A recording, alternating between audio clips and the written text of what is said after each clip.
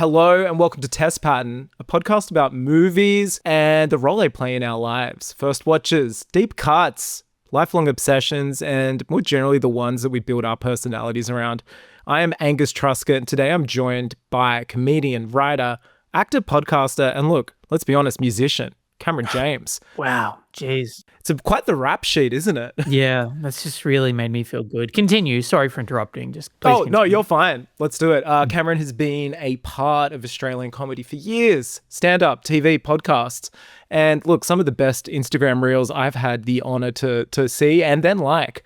Most recently, he is starring in the ABC comedy series Bad Company. And in August, he's going to hit the road for his tiny tour. Is it small? Is it small venues or is it just like 5-minute show? Like what's the tiny? I'm just doing one reel worth of comedy for everyone. 40 to 60 seconds. Yeah, that's great. Small Zoomers and their attention spans, you know? Yeah. Small venues and only 3 shows until I add more. But still, it's tiny. It's tiny on purpose. And so am I. I'm actually quite small in person. I'm only 3 foot. So that's going to be exciting for people to see. It's going to be exciting for a lot of big people to watch you. Look, Cam is no stranger to the world of podcasts. In fact, he and I met via a fake podcast beef about a decade ago, which I still don't really know what happened. That was a very different time. You could do stuff like that then before Joe Rogan had like Trump on. You know what I mean? There was a real before and after of podcasting. And that's the type of silly shit you used to be able to do.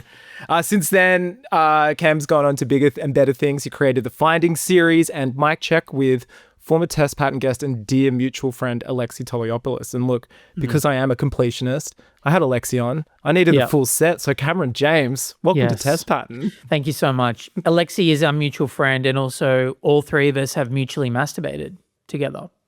This is true. Exciting. That's friendship. I thought that was implied, friendship. but no, thanks for filling that one in for the for the listener. I just want to say, first of all, we are not recording in person today, but I do think what's great about that is we've both arrived with, I think, humorous screen names which is kind of a taste of things to come for the next hour, I think. You are the self-proclaimed, I'm guessing, Podmaster General. Is that something you called yourself, or is that like the Order of Australia? Like they saw your work and were like, brackets PG at the end of your name? Yeah, I reached a point. I had to go down to Canberra. I went to Parliament House. Will Anderson knights me. He taps a road mic on each shoulder. That's very exciting. And you're That's Big amazing. Daddy. You've got Big Daddy down there. Tell me the origin of that. Yeah, look. Well, if you look over my shoulder, there is actually a frame of Adam Sandler, and I kind of panicked and thought, wouldn't it be funny if I called myself a bit of an innuendo, and then lo and behold, you popped in a few seconds after me with Podmaster General, and I thought, you know what? I have a feeling this is going to be a real good one. Yeah, mate. We both had the same clue here. We were both a minute late to this record because we were trying to think of a name to make the other one chuckle. And I think it's that's what friendship is, really, at the end of the day. It's, can I piss off my friend by being 1 minute late? but only if I can get a good gag in. Exactly. What that means is 1 less minute of, great conversation for the listener, but what that is eternal minutes of laughter when they think back to our funny names. And I think that's the trade-off that I'm interested in. Yeah, me too. Now, look, Cam, I'd be remiss to ask you anything except questions about film. So I want to know, what was the last movie you watched? Okay, the last film I watched, I had to actually write it down because I couldn't remember. I haven't watched a lot lately. So it was a really good one, was it? Well, I don't want to say if it was good or bad because it was filmed in Australia, but it was called Apex, and it stars Charlize Theron as an adventuring woman out there in the world, and Taron Egerton as a fucking Aussie bogan who lives in the bush and hunts Charlize Theron down. And it was filmed, I believe, around the Blue Mountains, Grand Canyon, which is a beautiful bushwalk you can do if you're in New South Wales, and probably with a lot of Australian crew. So, was it good? Was it bad? That doesn't matter. It employed a lot of people out here, and that's what's important. And that's what the show is about. It's about keeping the Australian film industry alive. That is the film, I believe, in which Taron Egerton shaved his head and looked bald at red carpets at Tropfest as a result of, I believe. Yeah. Have you seen Apex? I haven't. I was invited, though, to an activation, which I thought, okay, cool, I'd like to see the film. No, I read the fine print. It was a literal indoor rock climbing activation. And I think they then were said, now go home and watch the movie. So I didn't go, but I was almost a part of the activation, and I decided to opt out when I realized core strength was needed and not core movie watching prowess, which is something I possess. It's like we're in this era now where mashup movies are a real thing, like where people are taking sort of a premise that has existed or was popular in the 80s or 90s, and they're pushing it together with another type of movie or another genre. And that seems to be the types of flicks that are getting released these days. Apex is one of those. It's sort of like, she's stranded in the bush and she's being hunted by a crazy guy.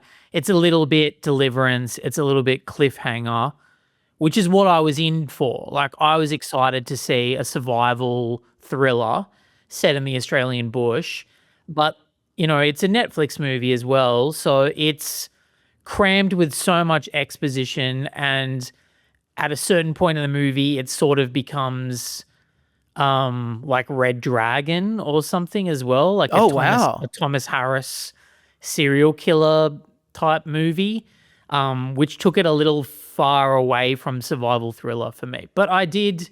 A different type of survival. Watching a film that alludes to the filmography of Brett Ratner is a different form of. Yeah, exactly. That's the real survival I've come to learn after many documents have been leaked. And yeah, exactly. I forgot that was a Ratner joint. Oh, we always do. It's convenient, isn't it? You catch yourself laughing halfway through Rush Hour 2 and wonder what that pang in your stomach is. Yep, just remembered another Ratner joint. No, but it was all right. It's a bit of fun. I'm a sucker for a thriller, and whatever. It was okay. I think I have a soft spot for Taron Egerton as well. Me too. When I saw The Bowl, I had no interest in watching this film, and then I saw that he committed to either embracing his natural receding hairline or shaving it. Either of those are as impressive for me. So added to the queue. And now after your glowing thoughts, I will have to check it out because I love keeping Australians employed, Yeah.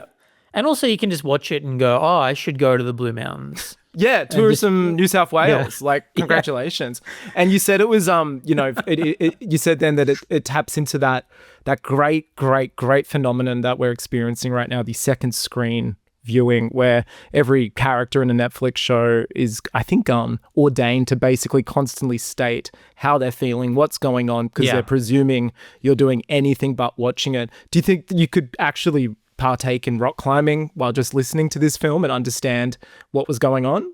I think that's why they invited you to that activation. You were supposed to be watching it on your phone at the same time as you did some bouldering with a buddy. Yeah, dusty, chalky hands, just making my way up. Don't go that way, Charlize. He's behind you. The ultimate second screen movie I've seen of late is another Taron Egerton joint, and it was that one where he's a TSA agent and Bateman is a villain. It what was was that great. Called?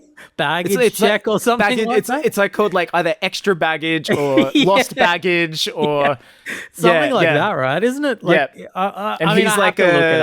He's like a middle class, oh, honey, I got to go do a big shift at the airport. I hope Jason Bateman's not a terrorist today. And then it kind of happens. So It's, okay. That was surprisingly it was called Carry On. I just need to let everyone know it was called Carry On.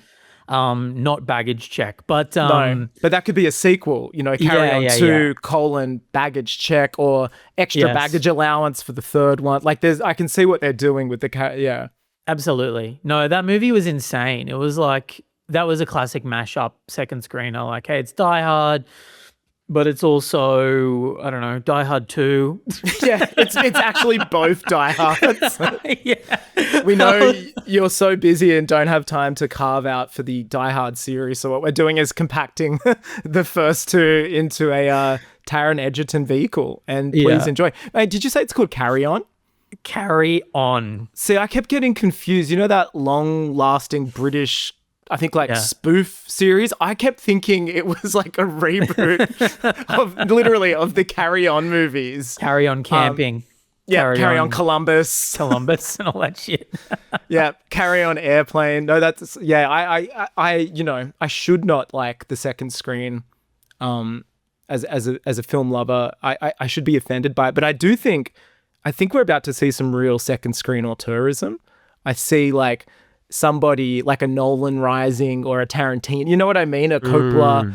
Like I see someone taking the second screen and maybe doing something really freaky with it, like having something separate visually while the characters are saying completely different things. I think I don't know. I think there's a lot of fun to play with that. It's funny, you mentioned Nolan, Tarantino, you mentioned big names as the people that will be the auteurs of second screen cinema. I think you're wrong. I think it will be McG. Yeah, I think he's been sitting in the wings since Full Throttle. Yeah, McG's ready, man. Put him back in the game. We need singular eponymous named filmmakers more than ever. I think I've seen a couple like 3 named ones, and I'm like, no, we could be making this a lot more singular, and I think that's the problem. Exactly. I think McG's been awfully quiet, hasn't he? I think he kind of drifted into television land. Jeez, man. Good on him, man. I'm happy for McG. I want him to be, making money, living his best life out there. I've been a McG head since the early days of whatever. I just tried to Google what his filmography was because I know I can't name a single movie. I just Googled McG and all that's come up is Melbourne cricket ground stuff. So I don't really know what I'm looking for right now.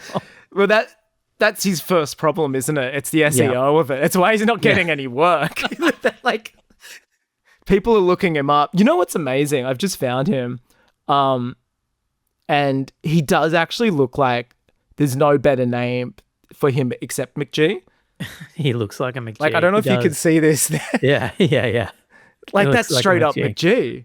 Yeah, Joseph McGinty. And I totally get it. Yeah, I get it. I totally get it. I think, by the looks of things, he's in Netflix. You know what? This could actually happen. The last few films he's made are the Babysitter series for Netflix. That's right. Yeah, The Babysitter and The Babysitter Killer Queen and The Family Switch. Jesus. Well, and so in a way, I think perhaps, like all good comedy, you've actually predicted, a la The Simpsons, the second screen auteurism. He's been doing it the whole time. He wrote the book on it, I think. Yeah, God. He's been caught in the net. He's caught in the Netflix. Yeah, he's been screen. Yeah.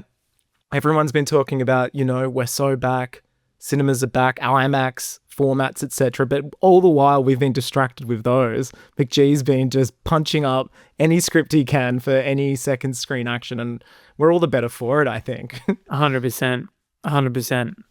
Now, look, you, I'd say one of the Mike Myers, the Canadian actor, you are one of the premier, I'd say, spokespeople for the entity Mike Myers through your extensively celebrated and researched and, fantastic series, Mike Check.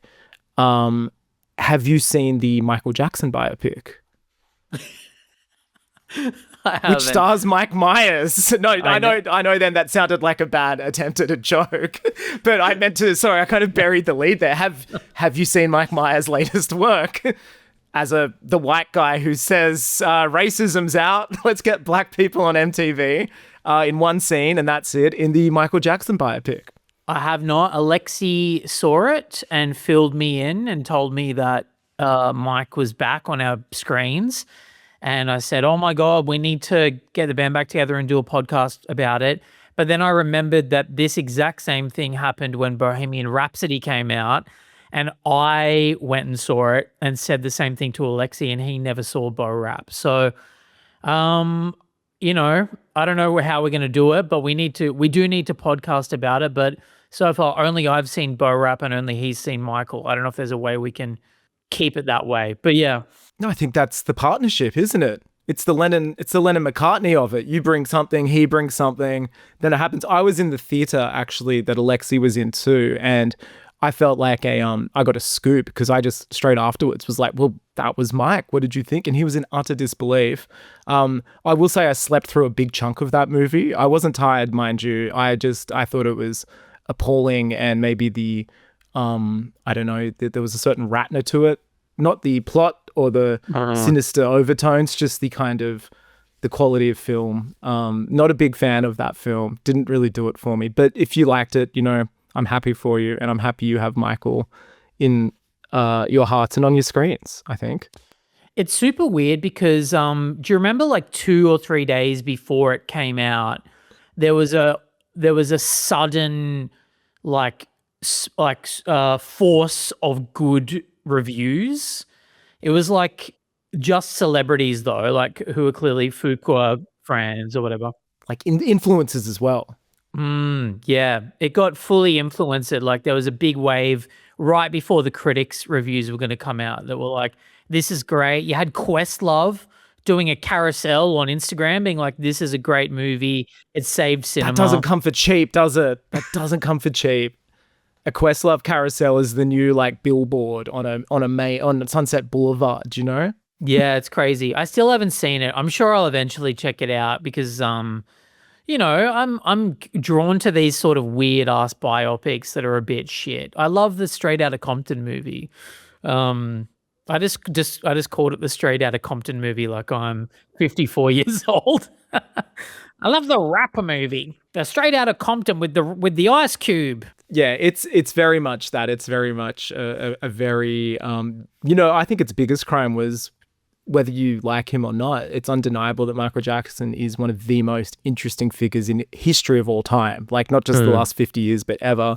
And the film failed to like interrogate any of that at all. It was just like everyone, they would just say it was a similar phenomenon to Second Screening, in that instead of the cast saying, the actors and characters, saying what they felt, they were just constantly telling Michael how good he was. Like even in like a postman, like, when people would just be like, "Hey, you're a really good guy." It was just, and there was no shit 2 scenes or 3 scenes separately throughout the film where he's like, "I got to go to the children's hospital." And he just goes there and just hangs out with kids and gives them money. And it's just like, it's like PR. It's crazy. It's insane. I'm not, and that's not exaggerating either. There are more than 2 scenes where he's just, "I've got to go to the hospital and give kids hope." It's insane. Oh, now you made me want to watch it, man. This is exactly the type of thing I needed to hear. That's going to get my ass in the cinema. Michael Jackson in a hospital? Wait, a kid's hospital? I'm there. So Cam, where did you grow up? You're from Newcastle, right? I'm from Newcastle, New South Wales. That is correct. One of the, they call it God's country, heaven right here on earth. Yeah, it's the burbs. It's suburbia. I've got a real, born and raised. I'm a sucker for suburbia. I'm a sucker for kind of coastal Australia. Anything. I used to hate it when I lived there. I found it really, I don't know, like restraining. And as a young, creative kid, I was just like, oh, I want to get to the big city. I want to get to London. I want to get to New York or whatever. But the older I get, the more I look back in fondness on the burbs. And, I go back as much as I can, really. So your family's still there? Yes, they sure are. Yeah. Where were you born and raised? So look, I have a very, very similar trajectory. I grew up in, some would say, the sister city, or others would say the Shelbyville to the Springfield. I grew up born and raised Wollongong, south of Wollongong. And I too lived 2 hours from the Big Smoke and had dreams of escaping my tiny coastal town, being so bored, being into music, film, art, and just not getting any of that there, and escaping as soon as I could. And now I find myself longing for it and going back as often as I can to visit my parents. It's eerily the same. Yeah, and I don't know if you're like this as well, but I've been sort of seeking out cinema that reminds me of my hometown, whether it's, small town stories or things from that era when I lived there from the, 2000s and late 90s and whatnot. I just find so much comfort in it. And that's a lot of the stuff I've been watching lately is sort of in that world. That's amazing, because that's literally my next question. Oh, really? You've done my work for me. Well, I was going to, is there a movie that reminds you of being home? And maybe, it sounds like you've interpreted it in an incredible way. But tell me what these films are. I mean, there is a film that is set in Newcastle that was filmed while I was 12 there. It's called Bootman.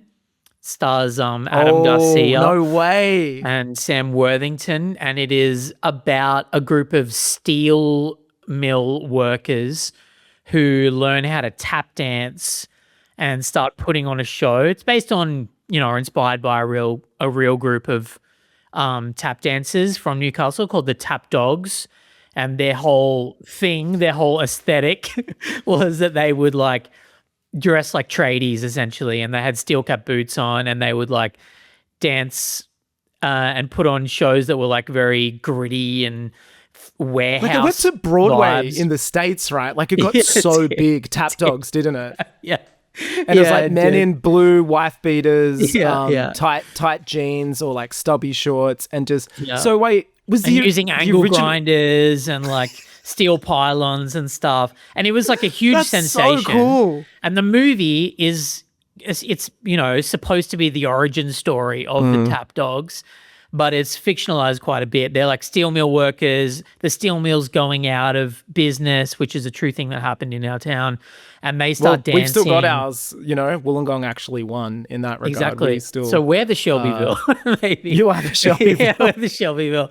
But that movie I can watch and literally see my childhood because it's all filmed around there. And I'm actually in the background of one of the shots of that legitimately? movie. Yeah, when I was 11 or 12, they filmed a big crowd scene at a Newcastle Knights game, and me and my dad were there, so we're kind of in the crowd shot. We're not featured or anything, but we're in the crowd shot. So I feel very nostalgic when I watch that. But similarly, almost any movie that is set in a working class small town that is about either a creative person or specifically dancing, whether it's Billy Elliot or the Full Monty. Yeah. Or Coyote Ugly. All of those things make me feel nostalgic for my hometown. I can watch Coyote Ugly and be like, God, I miss Newcastle, even though it's set in fucking New Jersey and New York and stuff like that. I feel a kinship to someone that wants to break out, and they feel like they are in a blue collar world, and so they find a creative way to break out, but within the restraints of their community. Those sort of things really do it for me. It's a blueprint for a reason. I'm so curious because like the Tap Dog phenomenon, because I do remember it being like, I'm pretty sure they were on Oprah or Ellen or something. Like they were so big, and it was such a prime piece of Australiana that I would put akin to like Baz Luhrmann's 90s films. It seemed so synonymous with us as this like young, hip, cool country. But when you said then it was a fictionalized version of what happened, were they like stealing valor? Were they dancers that just dressed up for that? Or were they actually from a steel mill? Like, do you know the origin or? I know that the main guy from Tap Dogs, the artistic director and the main star, is a guy called Dean Perry. And he's a full-blown dancer, like has been dancing since he was a kid, and has, appeared on Broadway and the West End and all sorts of stuff. I don't think he worked in a steel mill. I also don't really know, so I don't want to say for sure, but I would be willing to put money on the fact that he never worked at the BHP. So it's a bit of a he's kind of like, all right, let's make a bit of a legend about these ragtag, rough and ready boys who just feel, it's so cool. So you were in the film. Did you ever, I don't know, did you watch the film when you were younger? Did you ever have like, maybe your eyes set on being a young tap pup? Like, was it kind of a program they offered in Newcastle? Was there a pipeline? Oh, that's so good, man. They should start the Tap Pups.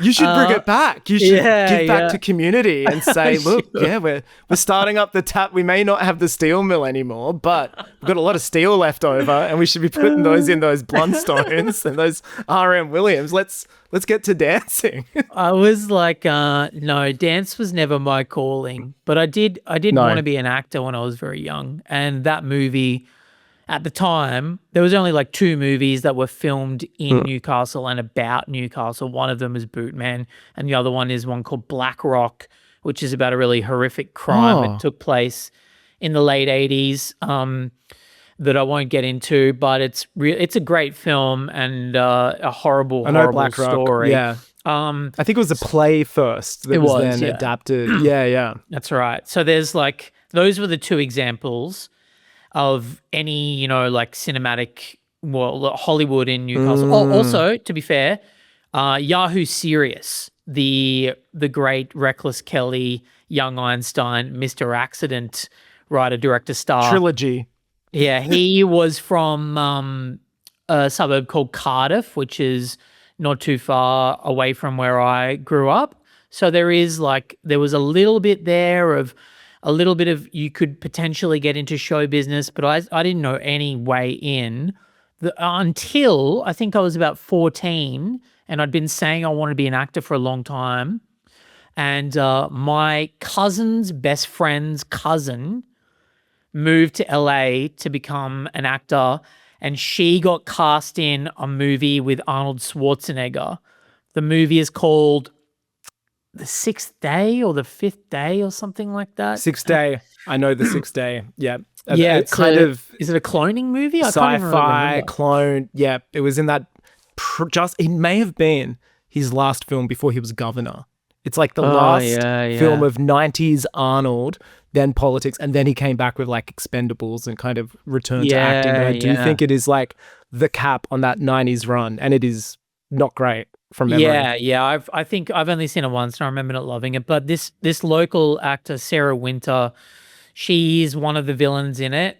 And I had like a connection to her through my cousin. So I like met her and asked her for advice on how to break into show business. And she was like this, she'd only been in 2 movies, I think. She'd been in that and Species 2. And she like gave me her time for like half an hour. And like, that's so nice. Can you remember anything she said? Oh, I think she was just like, do theater, do local theater. Like, she was very pragmatic about it. I was like 13 or something, and I'm asking this woman, how do you break into Hollywood when she's literally just gotten her first 2 roles, after probably slogging for 10 years. So God bless her for even listening to me. She's like, do tap dancing, cut the sleeves off your shirt, go get an angle grinder. I think she said do local theater, so I did. I did like 3 plays. Did you really? Before I got into comedy, yeah. So you wanted to be an actor from a very young age. Can you remember, was there a film or an actor or actress that you were like, this is for me? Or, wow, I can be that person. Can you remember if there was a film or a character or something? Yeah, for sure. So like when I was in primary school and I was studying drama, I would say to people that my favorite actor was Arnold Schwarzenegger, because that was like the era that Arnie was cool and big. So whenever anyone asked, I would be like, Arnie is my favorite actor. But the truth is, my favorite actor was always Eugene Levy in anything that I saw him in. Like, that's amazing. You were masking your love of a Canadian Jewish entertainer. yeah. Covering with it up with an Austrian muscle man. It's very Billy Elliot of you, isn't it? But in a comedy way, like when he's kind of like the family shame of him being a dancer. Yeah, that's so funny. Wow. My parents were big comedy fans, so they would, we watched a lot of movies, a lot of those National Lampoon's movies, and a lot of Steve Martin movies, and all the Christopher Guest movies. My parents loved them, and I loved them as well. And I was obsessed with Eugene Levy. Loved him, especially in Best in Show. Just like, obsessed with his character in Best in Show. Still am, to be honest. 2 left feet. 2 left feet, yeah. But I would never tell people that. I would always be like, Arnie, I'm an Arnie guy. But it's Eugene, and it still is Eugene. Like, I still think, of course, it's Eugene. Almost everything I've ever done, I've ripped off Eugene Levy, I think. I was about to ask favorite guest, Eugene, and you did say Best in Show. For me, it is, Best in Show. But then I do think, just slightly eclipsing it for me, Guffman for me, he's travel agent. Oh yeah. Second funniest guy in the room. It's just like, I love just him constantly being like comedy cucked by Fred Yeah. Willard, and just him being enamored by Fred Willard's like bravado. It's such an amazing Yeah. that movie reminds me of growing up in a small town. Totally. We're all Corky St. Clairs, you know? Oh man, absolutely. I feel the same way. Yeah. And I did local theater. I did community theater just in a similar way to those Corky Sinclair productions. They were led by a guy. His name was Patrick Campbell, and he had big visions and big dreams, and all of his plays would incorporate unnecessary elements of surrealism and Dadaist sort of acting that he would shoehorn into the production. That's so funny. And how old were you? Oh, I mean, I was doing plays from late high school through to my early 20s, and then I sort of got too embarrassed by them and started focusing on music. And the tap dogs were beating you up after drama. It was embarrassing. Oh man, I wasn't cut out for it, man. I had to do a Shakespeare play when I was like 18.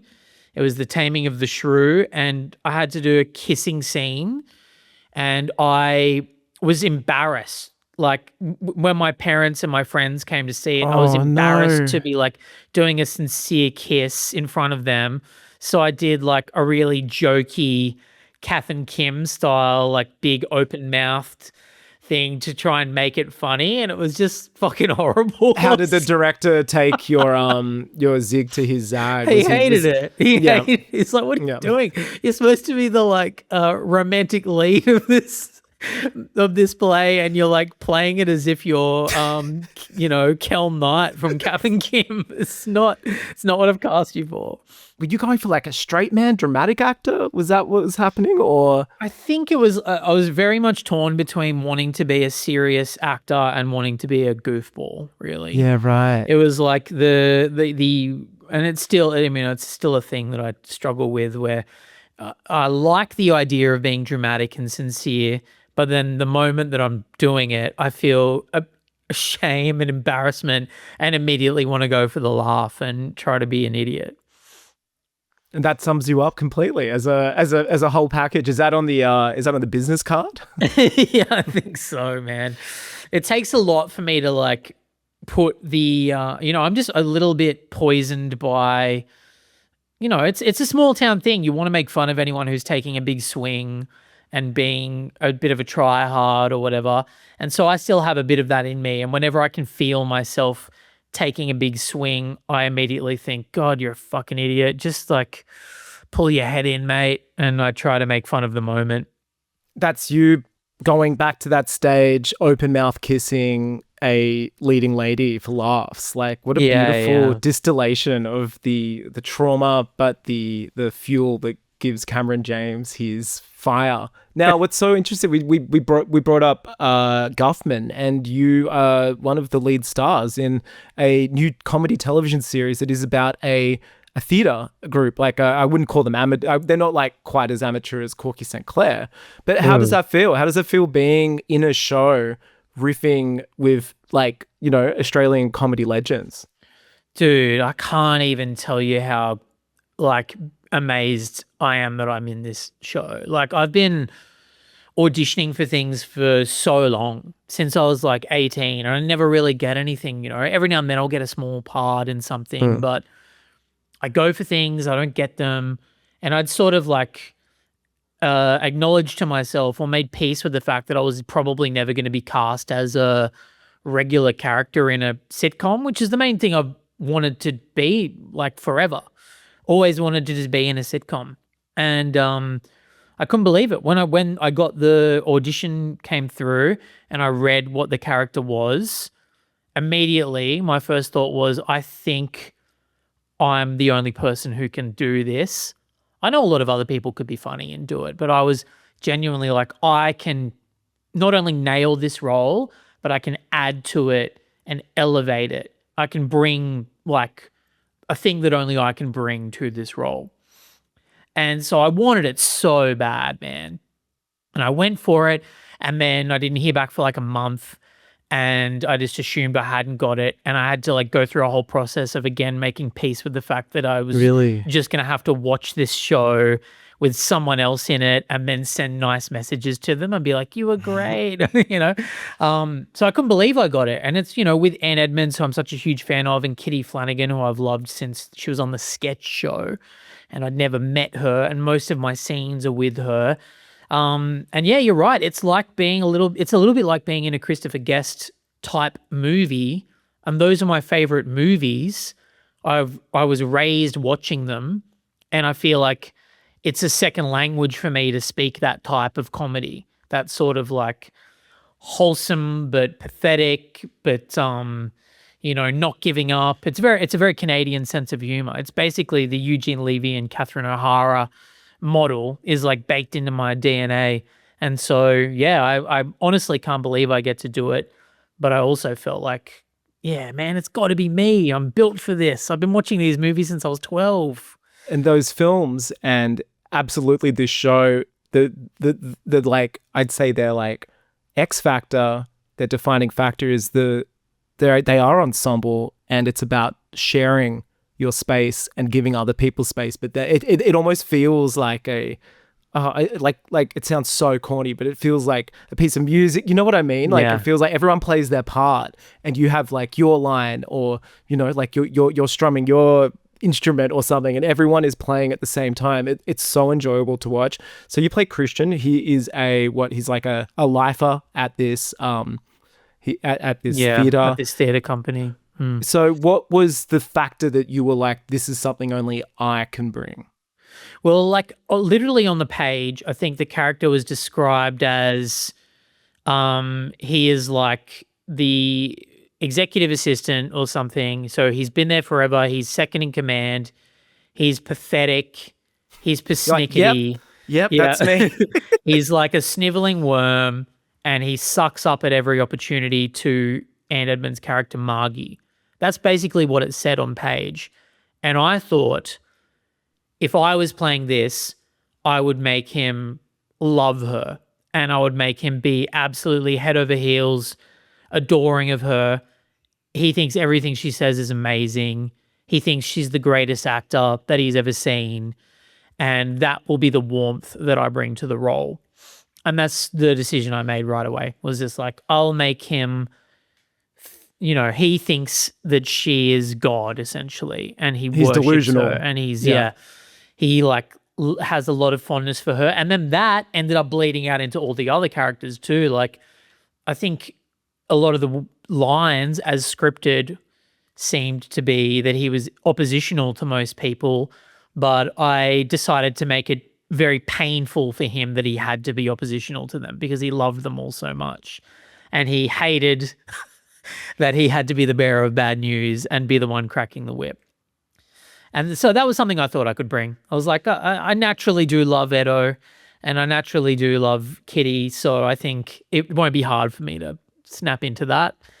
And that's full-blown Eugene Levy, man. That's what he does with all those Christopher Guest roles. He's often like the cuck. He's the stickler, but he's also like, he loves being there and he loves being around people. I think every time you mention him, I keep having it feels like I'm dying and I'm Eugene Levy, but when I'm flashing, my life is flashing. It's just scenes from movies that he's been in by Christopher Guest. And I do think one of the great scenes of Best in Show is when they detour so far to go to the ex-boyfriend, and he's just sitting there while his wife and her ex are eye-fucking each other. It's unbelievable. And then the kids in the tree, and he's like, they all jump. It's just like one of the most incredibly written, it's a perfect acted. It's so good. There's a really funny moment in that where, because the ex-boyfriend is constantly telling Catherine O'Hara how hot she is and reminding her of sexual experiences that they've had. And Eugene Levy's character is just sort of politely putting up with all of it. And then he has one moment where he very politely snaps at him and asks him to stop doing it. And then he decides that he will try doing the same thing to this other guy's wife. And That's right. He mentions her breasts. He's like, how would you like it if I told you you have luscious melon breasts? How would you like that? And then she makes the improv decision to be really flattered by that. It's like a beautiful comedy moment. Like she's like mouthing, he's "Thank so you." uncomfortable. Yeah, he's so uncomfortable doing it, but she's genuinely loving it. It's so good. That's like man. That's a top 2 movie for me. I know it off by heart. I'm never sick of watching it. I love Best in Show, dude. Yeah, I did a rewatch of all of the guests when Willard unfortunately left us to that big jack-off theater in the sky. And then, sadly again, I got to revisit it when beautiful Catherine O'Hara left it. I mean, but those casts, they almost seem impossible now in those films. Like even from who at the time, super like Parker Posey's and very young at the time. You're just like, how is this possible? They're all in the White Lotus now, so I like to see that there is a tradition of bringing all of these different types of people together. What was the last thing that not talking Christopher Guest here, but I guess a first watch or maybe even something new, was the last thing that you can remember watching that really made you laugh? Oh man, let me have a think. It really made me laugh. I loved The Naked Gun. I loved the Akiva Schaffer Naked Gun reboot from last year. Saw that in cinema. Really enjoyed that. I'm a sucker for the Lonely Island guys, so I've really enjoyed their stuff, all their film projects that they've made. As far as an old one is concerned, I watched I'd seen it for the first time, but it is an old movie.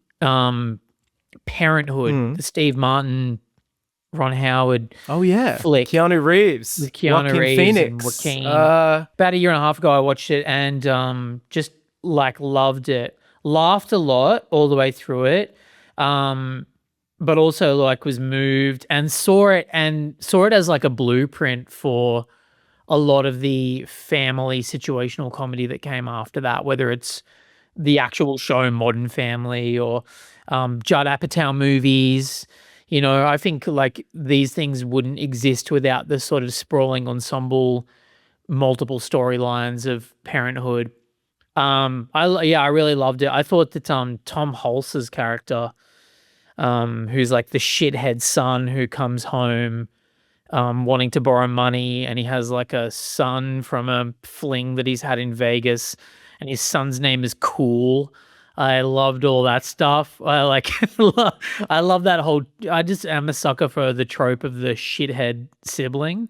I always wish I was cool enough to play that type of character, but I know that I'm more likely to be the stick in the mud. The shithead sibling is a favorite of mine. I mean, immediately coming to mind for me, Adam Scott, Step Brothers, one of the unbelievable shithead sibling performances. A different type of shithead, obviously, but a shithead nonetheless. Yeah, for sure. It's very fun. Naked Gun has been the most, I'd say, mentioned entity on this show when I've asked people, comedians and non-comedians, everyone seems to just think that was like a return to something that we haven't had in a long time. And I'm so curious. Yeah, it's so cool to see that like a sketch film hasn't kind of been left in the dust because of, people making sketches for Reels or TikToks. Like there is still like, okay, we can do long form sketch narrative, which is I think just great because it does kind of almost feel a bit retro at this point, but I do think that's a good thing.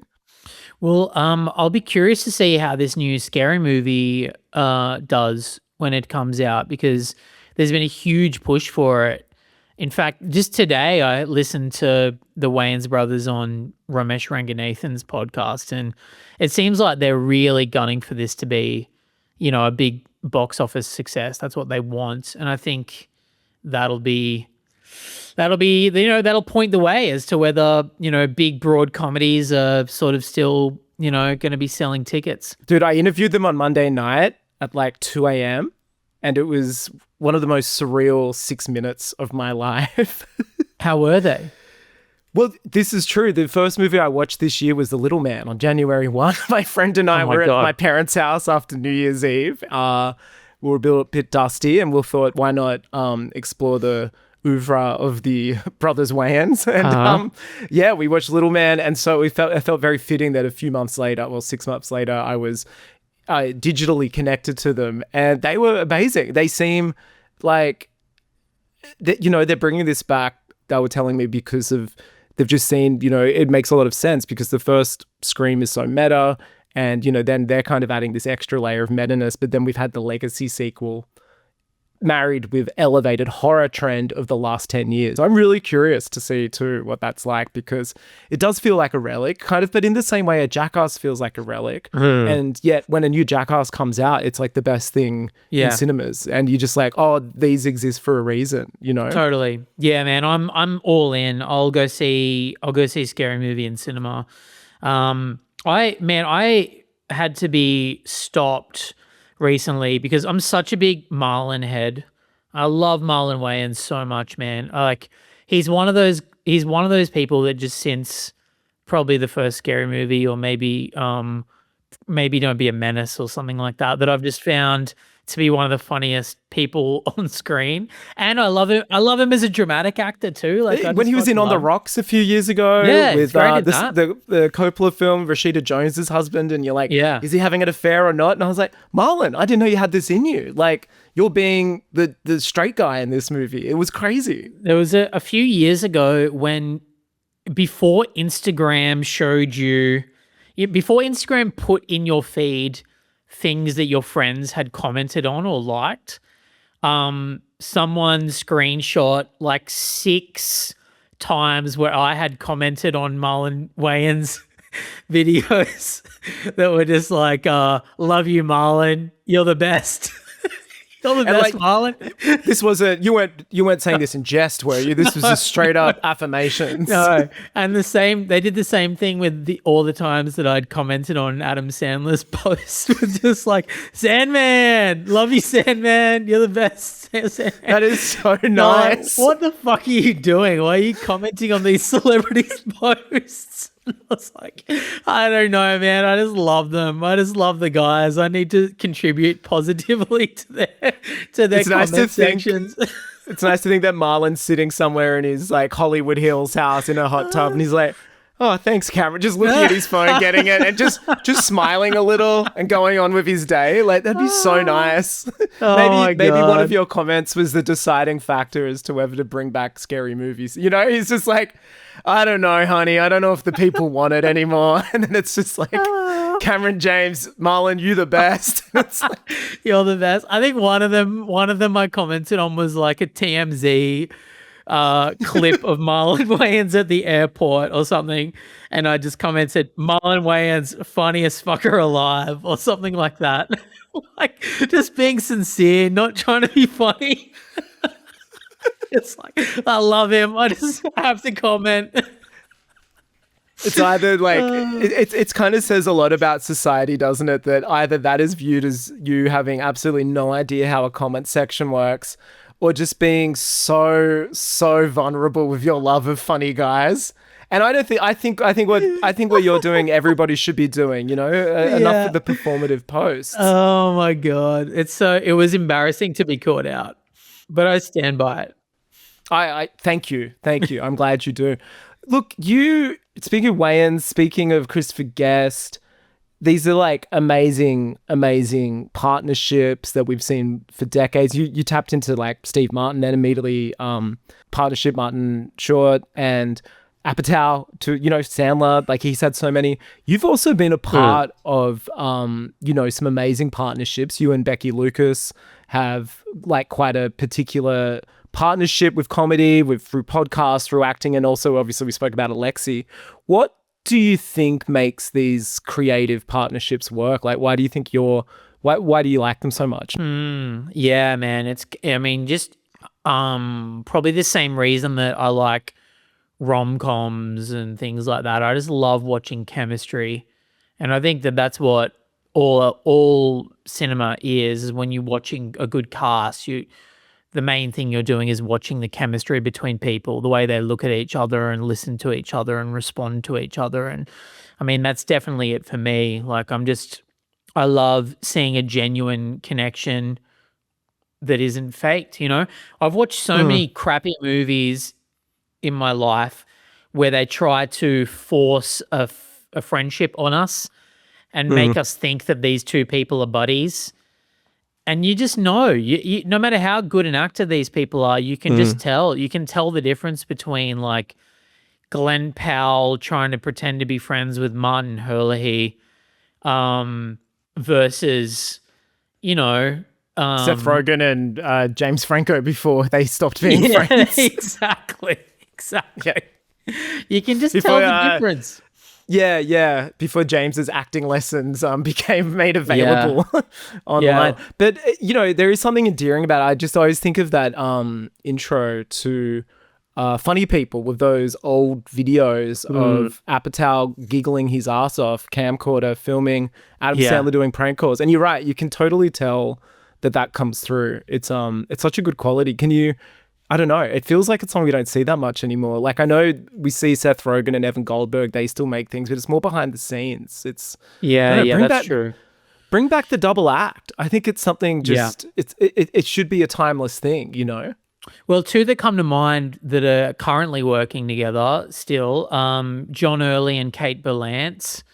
They are like one of the great modern double acts. That special they did, that great special where they pretend to be like 50-year plus history of a comedy act and they're reunited. That is so funny. The guy that made Friendship, the film. Oh, with Paul Rudd and Tim Robinson. Incredible. That special is so funny. Those two are big influences on me, like definitely. But around the time that I started getting to, I've been doing comedy for maybe a few years, but I was starting to get to do a little bit of acting again. They had some clips together online and they were hugely influential on me and Becky, especially. But also Steve Martin and Martin Short are still working together. I love Only Murders in the Building. I think it's crazy that we are currently living in a time where Steve Martin and Martin Short have a TV show.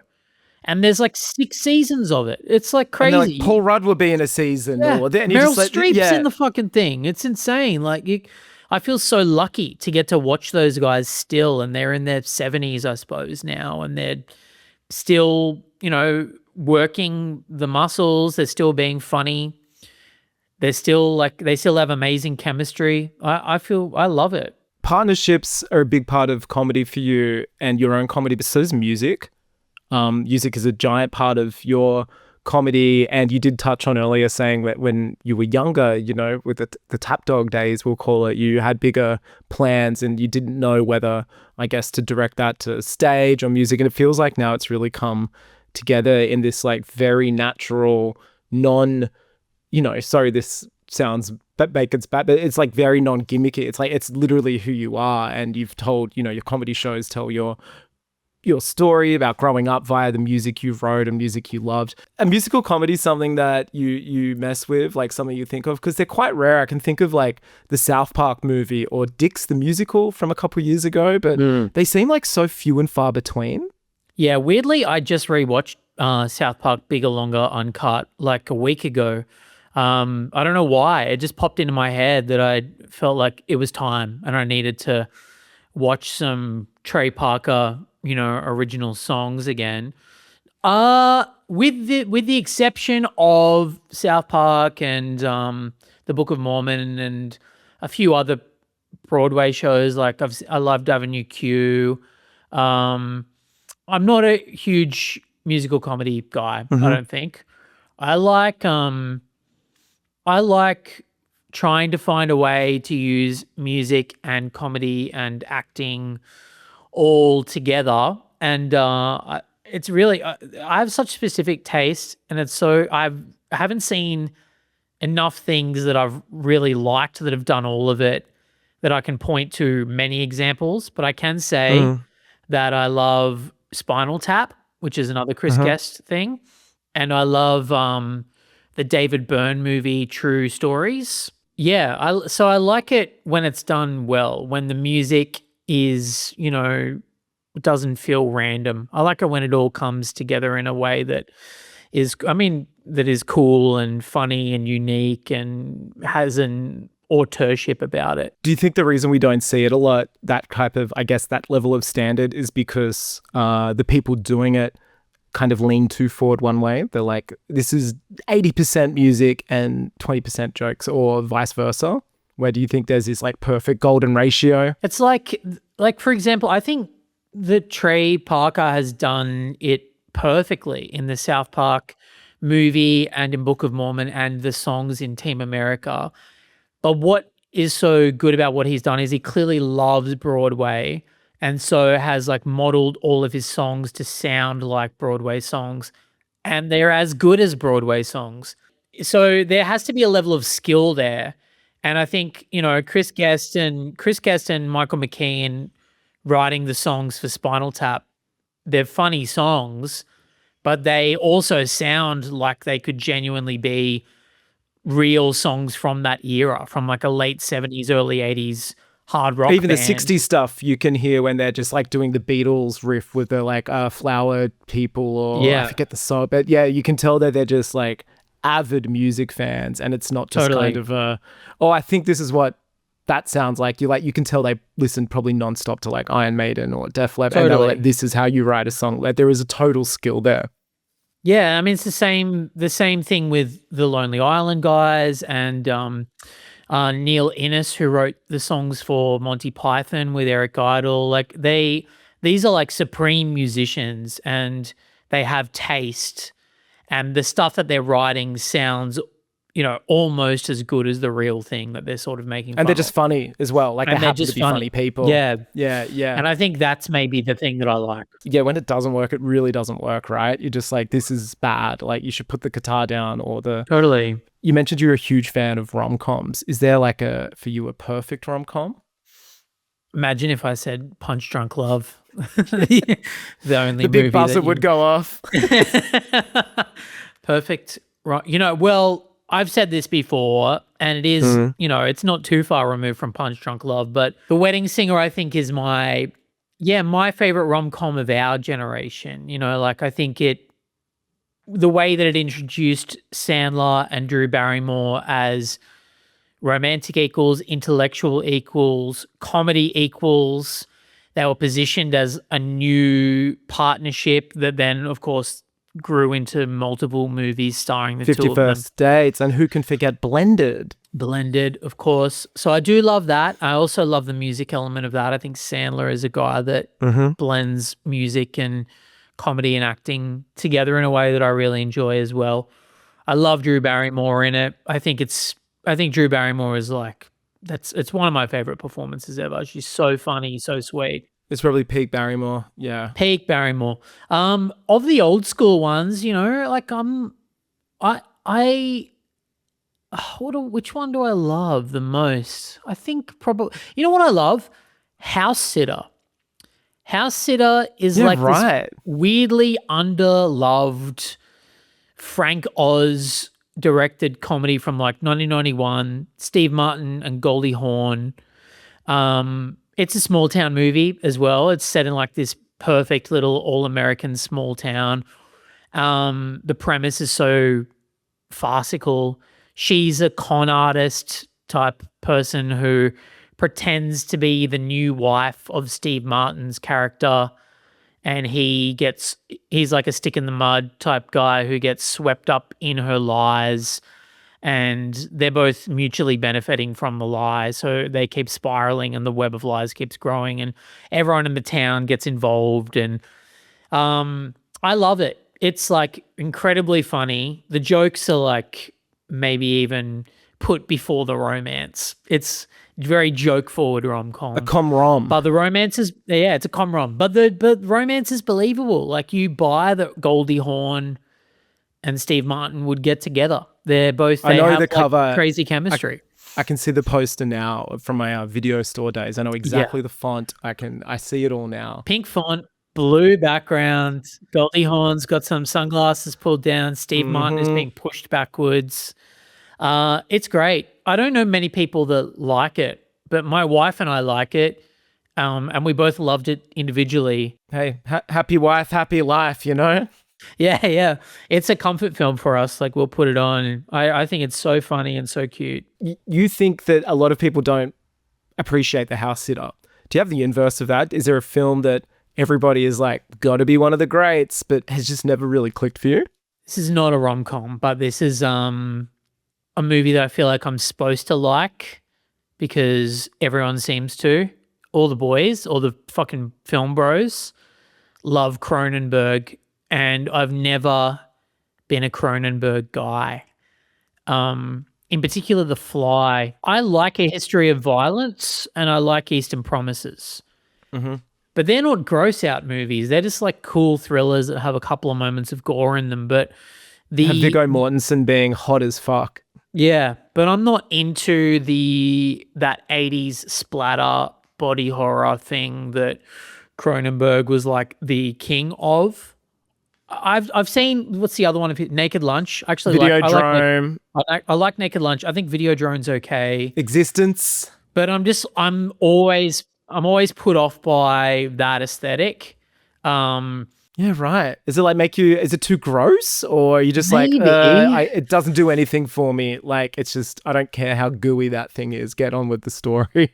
It shouldn't, because I love The Fly and not The Fly. I love The Thing, and The Thing is like gooey and has, Yeah. it's one of the go-to like practical effects movies that everyone loves, and I love it, and I have no problem watching that goo, and I like a bit of splatter, but there's something about the 80s, late 70s, 80s Cronenberg body horror thing that doesn't do it for me. I just feel like it's not just gross, but it's like so nihilistic.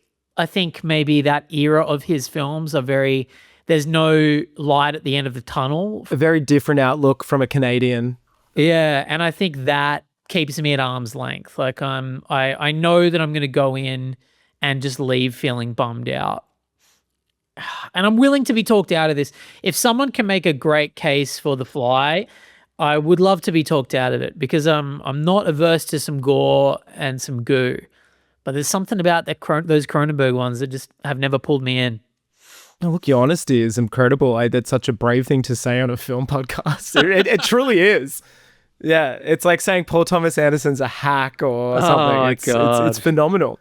Have you ever outgrown a movie? Like something that meant so much to you, and I don't know, maybe it's politics or just what it's about, or you've outgrown it? Let me think. Yeah, well, okay. So like a year or two ago, maybe a year and a half ago, I went through a phase of revisiting a lot of the comedy movies that I loved when I was in my early teens. And a lot of them are like those mid-budget studio comedies that were made in the 90s and early 2000s. A lot of them are SNL adjacent movies, like The Ladies' Man and A Night at the Roxbury and Airheads, Roxbury. Airheads, things like that. And I loved most of them, I'll say. In the rewatch, I was like in heaven watching all of them. Basketball, I fucking loved. I couldn't believe that I loved basketball. Couldn't believe it. I was like, this is perfect. But you know what? I haven't revisited for 18 years because I too was reticent to be like, I don't know if for it not to be good is something I don't want to know about, but I'm so relieved to hear that it's good. It held up for me. It's so funny and like the jokes are great. But one that really like struck me as not funny, but also just mean-spirited and like an ugly-looking movie and just an ugly sentiment was Deuce Bigelow, Male Gigolo. Oh, sure. And I used to love Deuce Bigelow, Male Gigolo. I hated it on the rewatch. I think I read somewhere, I can't remember it, I'm going to butcher this, but it was like maybe a post on Twitter or Reddit, basically being like, Rob Schneider, I saw his comedy recently. Like I unfortunately had to endure his comedy at an event, and it was so hacky that he was being booed, I think, or the show ended early. And one of his punchlines was, and it's not even a line he says in Deuce Bigelow, but he just started saying, "That's a big bitch," while he was doing stand up. And that's like an ADR line. That's a line that Robert Schmeigel or someone says from off screen. 100%. But apparently he was bombing and just was like, that's a big bitch. And it's like, dude, that's not even your line. Say you can do it or something. Like, it's so crazy, man. Because like I will say around that time that South Park started making fun of Schneider, I was a Schneider apologist and I would defend him. Stocks in Schneider. Yeah, I'd be like, hey, he's actually a really great like comedy supporting actor. The hot chick's actually a very subversive, distillation of the female experience. I don't think I've ever liked him as a star, but I've liked him as a character actor in the comedy space.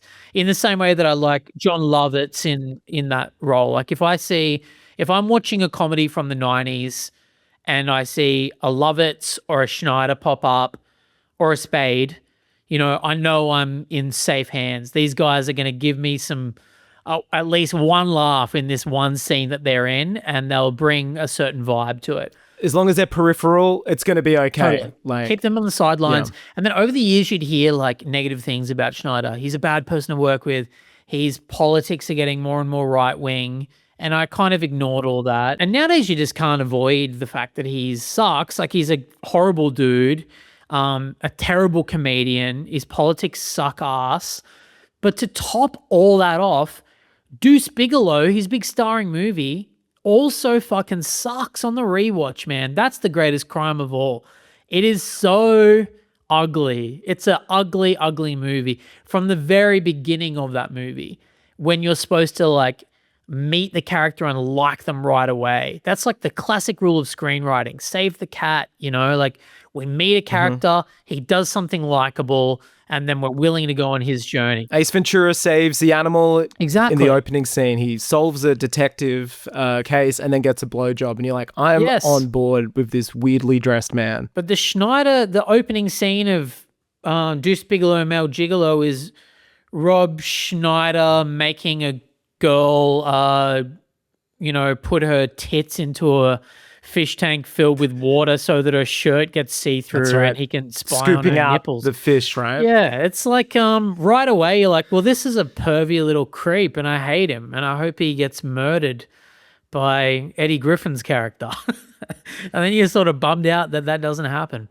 Yeah, ugly. So I hated that. So does that sentiment to answer your question, that sentiment extend to I never thought I'd hear such a I feel like this is a school debate and it's like, okay, third speaker, your rebuttal, and you've just completely gone to town on not only the Deuce Bigalow, the character, but also the character of Rob Schneider. Like this is character assassination.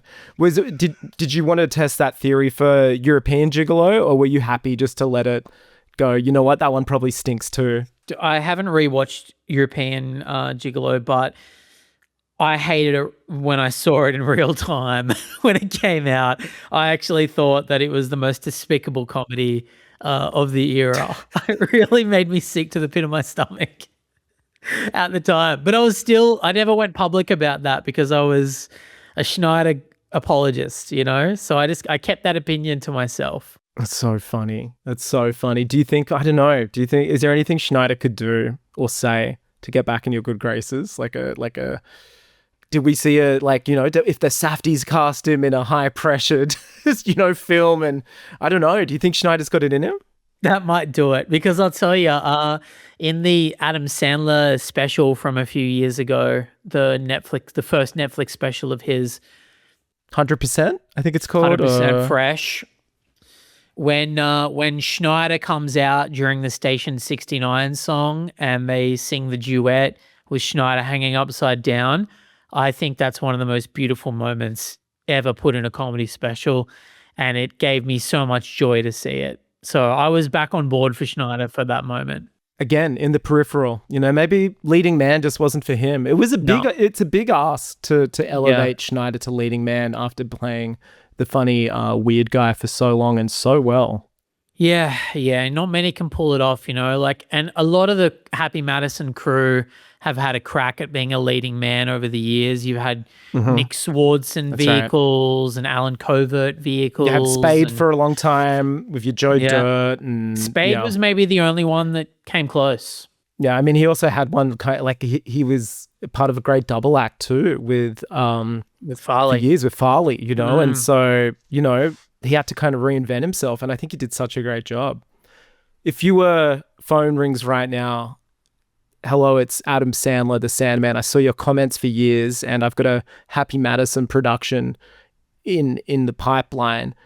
You can either be a peripheral or you can be a leading man. It would be absolute heaven on earth for me to be in one scene in a Happy Madison movie where I'm like a frustrated cashier or a hotel clerk or a waiter that he's being rude to, and I get to be a little bit snarky back. I think that is exactly where I want to end up in my career. Just I get one or two funny moments in a couple of big comedy movies. I'd be very happy with that. You go to the Cameron James IMDb, and the last entry is this like cashier number 2 in Happy Gilmore 3, and you're like, he did it, guys, he did it. And then maybe, when I'm older, when I'm in my 60s or 70s, I get cast as a funny granddad in a sitcom, and then the new generation go back through my IMDb and go, fuck, he was in, I can't believe he was the annoyed Uber driver in that movie. That's so funny. I want that. I want that career. Dad, what's the 6-part reimagined Tap Dog series? You didn't tell me about that you got the rights for. I think, I'd love to be a comedy character actor. That's where I would like to end up. I mean, it seems extremely destined, and I mean that in the most complimentary of ways. It's really nice to have known you for 10 years and now see I'm doing more podcasts than ever. You're firmly put that shit in your peripheral and you're on television. Like that's so sick. It's really cool to see. Hey man, podcasts aren't completely behind me. There's Alexi and I have something cooking. I'll be back behind the mic any second now. Don't you worry. I mean, you look very comfortable. I was going to say you do look very comfortable behind this this beautiful Rode mic with what is a pop guard in front of it. Like that's not just an amateur. It's not an amateur device. Like this is somebody who takes audio very seriously. Big time, brother. Big time. Now, Cam, I've got 2 more questions for you. Sure. And I'd like to save these ones for towards the end after warming you up. I guess you could say these are the hardball questions. But did you ever have a crush on someone in a movie when you were a kid that kind of dictated your interest in romance for some time? Yeah. Look, my earliest crushes were sarcastic brunettes. Be it a Wednesday Addams as played by Christina Ricci or a Daria and Jane from the Daria animated series. What is it? What is it about that combination that speaks to you? I think, obviously that's a conversation that is private and we can have off air, but I assume it does tap into some kind of humiliation kink. Interesting. Okay, maybe that's for the Patreon. That's part of it. Yeah. No, I don't know. I like a snarky little a snarky person with a heart of gold, and that's a lot of those people. Oh wow! What an astute answer. I'm so impressed. Mine's so clear. Mine's just like Princess Leia or something, probably. You know what I mean? Just some real loser shit. Leia's gold bikini. Didn't know we're getting all Freud. Oh, now we're talking. And look, interpret this one as you will, Cam. But final question: what's your movie? What's my movie? I think I'm gonna have to say Wayne's World. I think it's Wayne's World, and I think the answer is small town, big dreams, sweet at heart, not afraid to stick the finger up at the man, loyal to friends and community, will not sell out to any corporate sponsor. And female director, because we love employing women in the film industry. We love Penelope Spheris. This is such a full circle moment because I believe I was a guest on the Wayne's World episode of Mic Check. Yeah. Because much like you, Wayne's World was a formative text for me, one of my most replayed VHSs growing up. So no, I think that is such a beautiful way for you to come full circle and have you emboldened in movie form like a monolith in 2001, A Space Odyssey. It is the VHS of Wayne's World. That is who you are. And I think that is so suitable. That's me. Now, Cam, where can people find you? If people want to get a taste. If people want to taste, or if they want to have the whole goddamn thing, they can find me on social media such as Instagram and TikTok and all the other ones, YouTube and stuff. My handle is at I am Cameron James on all of those. Also, hey, if anyone wants to come see me do stand-up live, I am about to do a little tour. Well, not about to, but in August, I'm going to do a little tour, and I would love people to come to that. I'm playing in Melbourne on August 1, Sydney on August 8, and Brisbane on August 13, and I think I'm going to add a few more dates as well. So I would love that. If people would come to those, that would be really cool. If people like what they see, just comment on your posts, and maybe one day, like the Wayans or like Sandman, someone will screenshot a compilation and go, I can't believe you said all of this to Cameron James. And then they'll go, no, I thought it was James Cameron. I was saying how much I love the Avatar movies. Do you ever get... I loved Fire and Ash. Do you ever get DMs intended for James Cameron? Like, does anyone go like, hey, bro, going deep sea diving tomorrow. Any tips? Or any hot tips? Gonna hit up that Marianas Trench to Moz, brother. No, sadly not. I wish. Look, Cam, it's been so good to... I'm so excited to see what you and Alexia are cooking up, and I can't wait to be in the same room as you. Me too. It has been beautiful talking via a screen, but I can't wait to be screenless. I can't wait to see you in the flesh and second screen our conversation. I can't wait for one of us to show up with a shaved head and a bad Australian accent.